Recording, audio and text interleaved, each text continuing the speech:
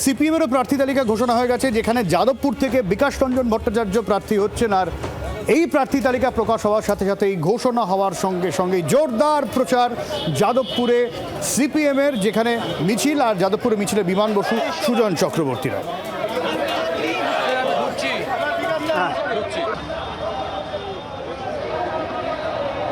নির্বাচন কমিশন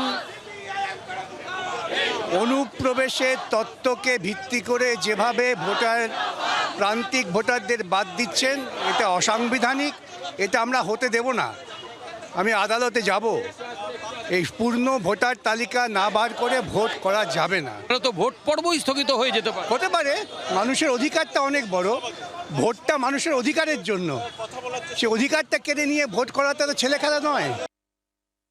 মানুষের বুঝতে হবে যে 15টা বছর তৃণমূল বিজেপি বোঝাপড়া করে বাংলার মানুষকে বিপদগামী করেছে।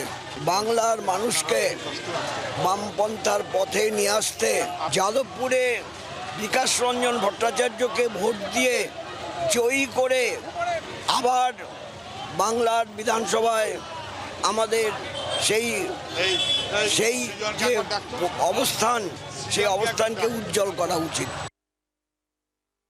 প্রত্যেকটি মানুষের ভোটের, নির্বাচনের ভোট দেওয়ার এবং ভোটে দাঁড়াবার অধিকার, সেই অধিকার খর্ব করার চেষ্টা নির্বাচন কমিশন যেভাবে করছে এবং রাজ্য প্রশাসন যেভাবে তাতে যুক্ত হয়ে গেছে, তার বিরুদ্ধে আমাদের লড়াই চলবেই।